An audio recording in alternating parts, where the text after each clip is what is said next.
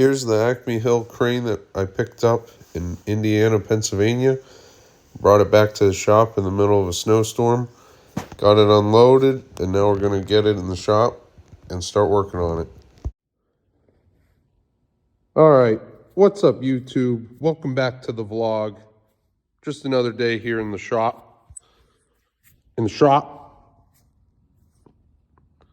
Just, I figured that you use your hand motions all the time, but I don't know.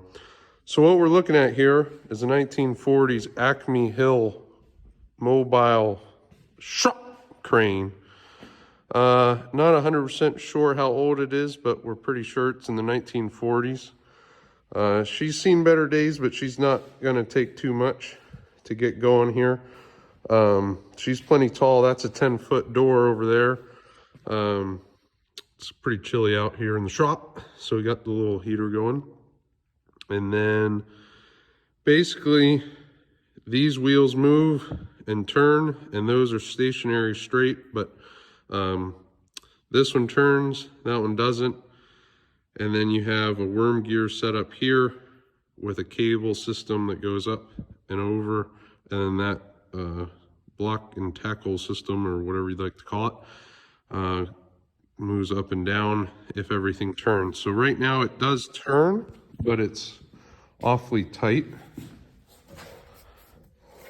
I have everything kind of working.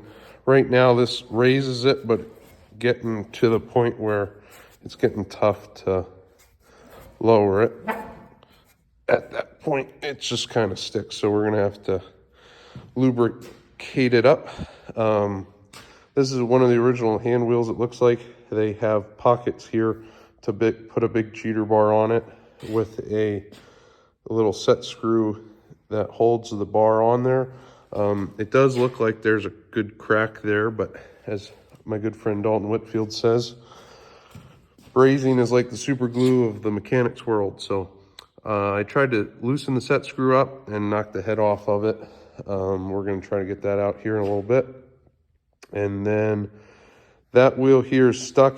As you can see, it has a lot of dirt and grime and whatever else in it. We're going to try to get that loose somehow. And then I found that this leans, and I'm not 100% sure why. I'm thinking this tube might be tilted up just a hair,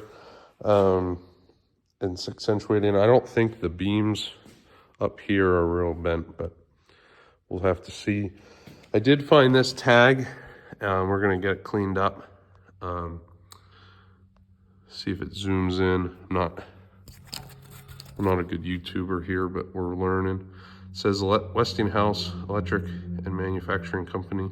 We're gonna see if we can clean that up some and go from there. Otherwise, there's no tags on it. There's no real manufacturing on it. I've been told that Canton was bought out.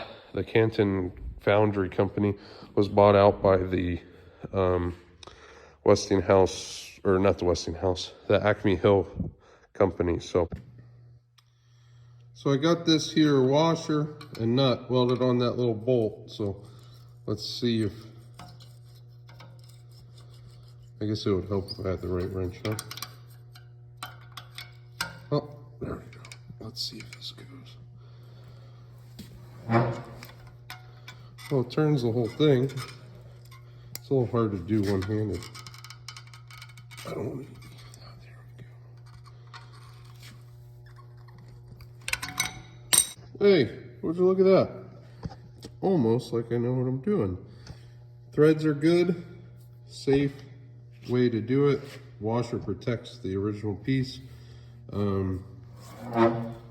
Again, I tried to get that out because that way I can put something in here and really crank on this hoss.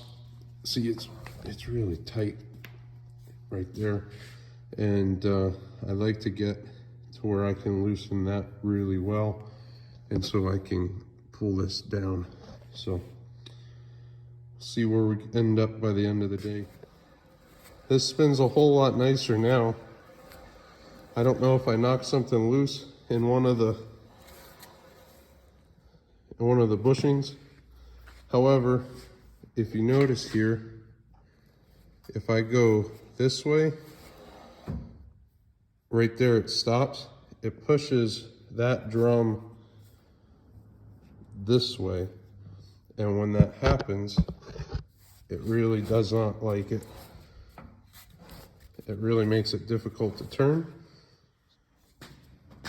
If I go the opposite way, it pushes the gear, the whole drum that way into the gear.